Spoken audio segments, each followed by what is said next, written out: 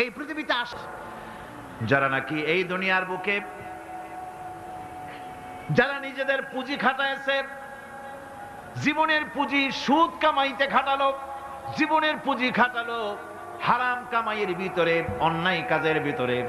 যারা জীবনের পুঁজিকে আল্লাহর দ্বীনের কাজে লাগাতে পারে নাই, তাদের সম্পর্কে বলা হচ্ছে খাসিরাদ দুনিয়া ওয়াল আখিরাতা যালিকা হুয়াল খুসরানুল মুবিন। খাসিরাদ দুনিয়া ওয়াল আখিরাত, দুনিয়াও ক্ষতিগ্রস্ত, আখিরাতেও ক্ষতিগ্রস্ত।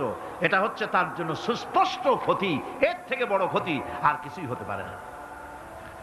আল্লাহ পাক কোরআনে কারীমে অন্যত্র বলেছেন وَنُنَزِّلُ مِنَ الْقُرْآنِ مَا هُوَ شِفَاءٌ وَرَحْمَةٌ لِلْمُؤْمِنِينَ وَلَا يَزِيدُ الظَّالِمِينَ إِلَّا خَسَارًا। আমি এই কোরআন অবতরণের পরিক্রমায় এমন সব বিষয় অবতীর্ণ করেছি যা মুমিনদের জন্য নিরাময় এবং তাদের জন্য রহমত, আর জালিমদের জন্য ক্ষতি ছাড়া আর কিছুই বৃদ্ধি পায় না। জালিমদের জন্য ক্ষতি বৃদ্ধি পায়, আর যারা মুমিন তাদের জন্য এর মধ্যে নিরাময় আছে, এর মধ্যে রহমত আছে।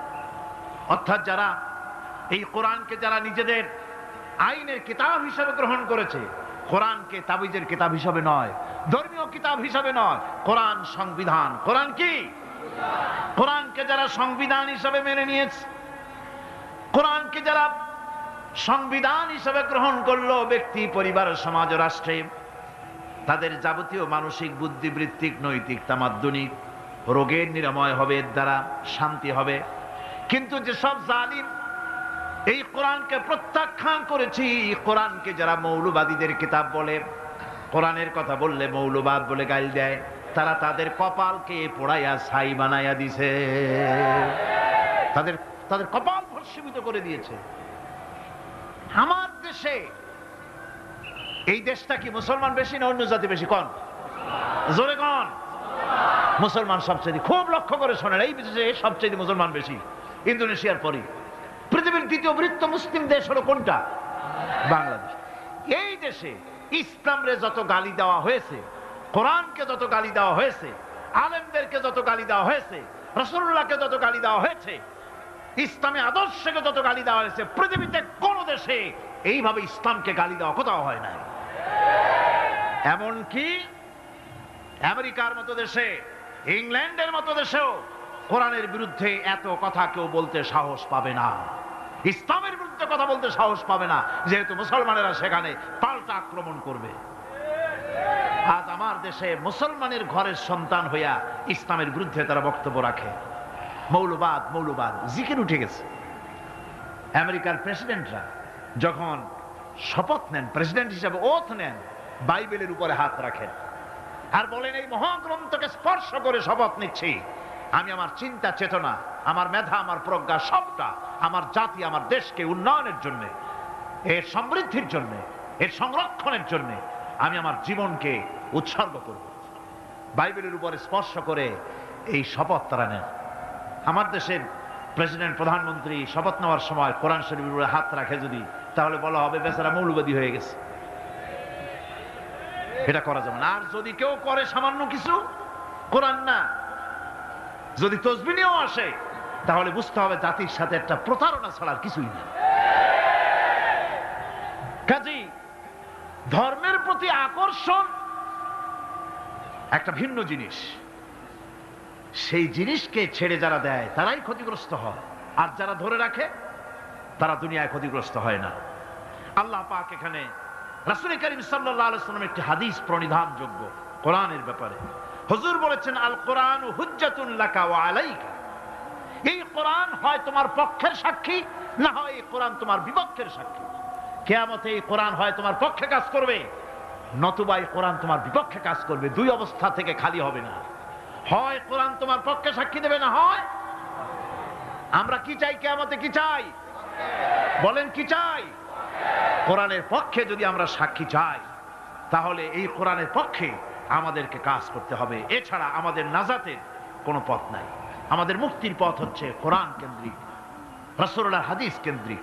এর বাইরে আমাদের সমস্ত পুঁজি নষ্ট হয়ে যাবে। আমাদেরকে পৃথিবীতে টিকে থাকতে হলে কোরআনের উপরে ভিত্তি করে আমাদেরকে বাঁচতে হবে, টিকতে হবে।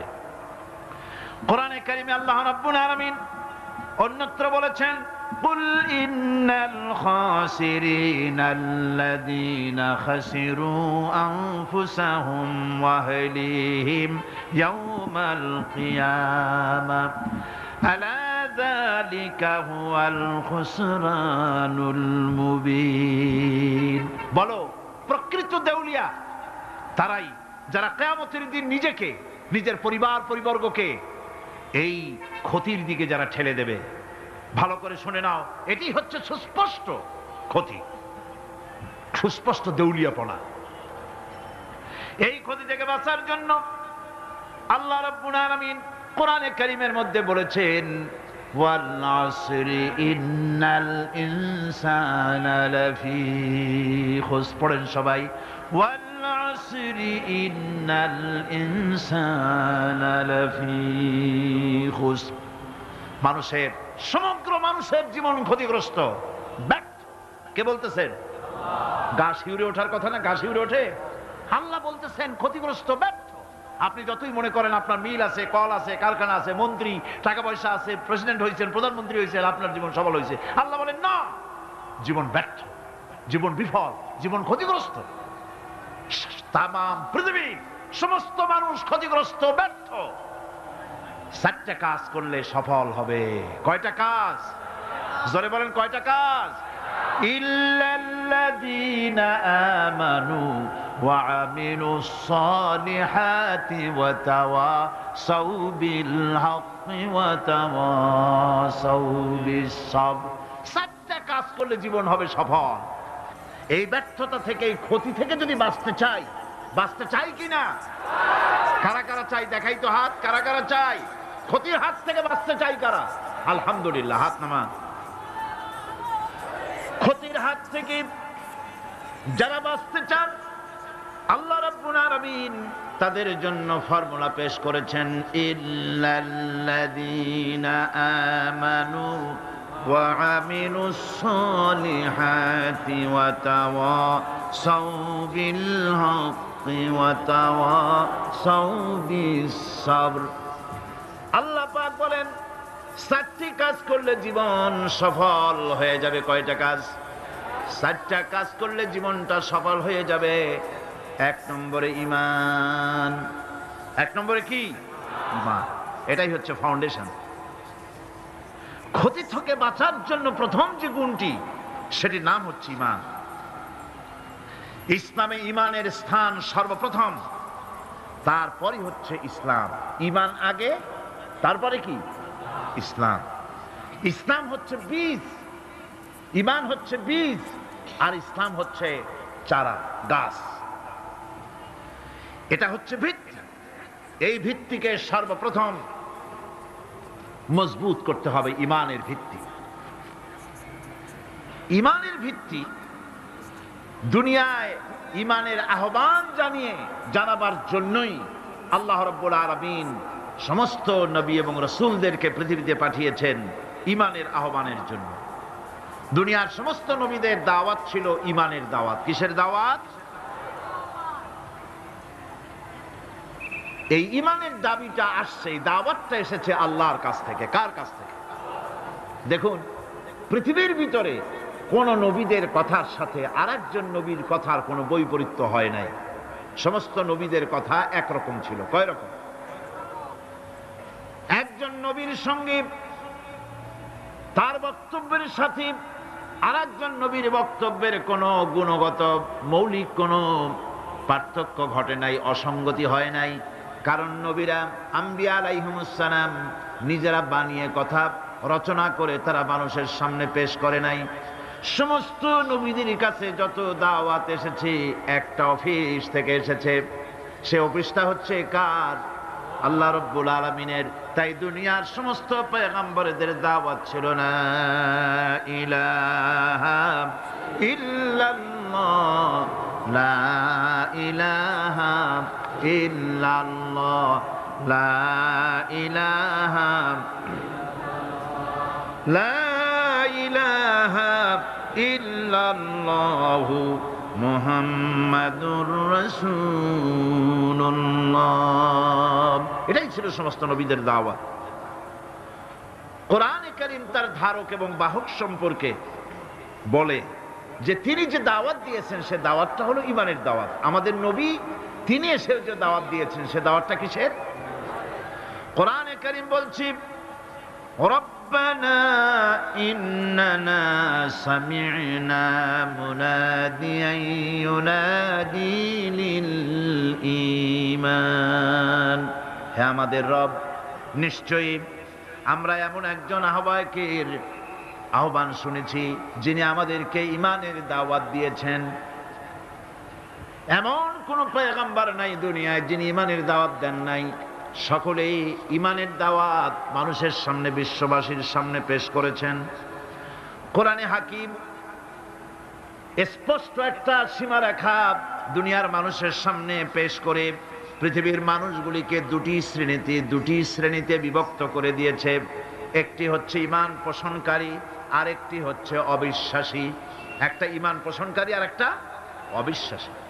ঈমান পোষণকারীরা সত্যশ্রয়ী, তারা হচ্ছে জ্ঞান এবং নূরের সম্পদে সমৃদ্ধ। আর দ্বিতীয় দলটি হচ্ছে কাফের, জালিম, মূর্খ। তারা হেদায়েতের রাস্তা তাদের জন্য অবরুদ্ধ।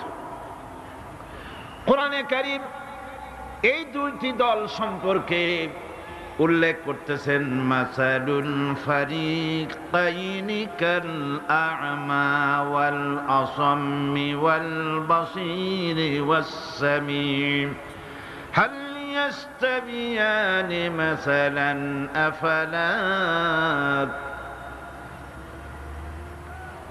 কোরআন শরীফ বলছে, হাল ইয়াস্তাবিয়ানি মাসালান আফালা তাযাক্কারুন।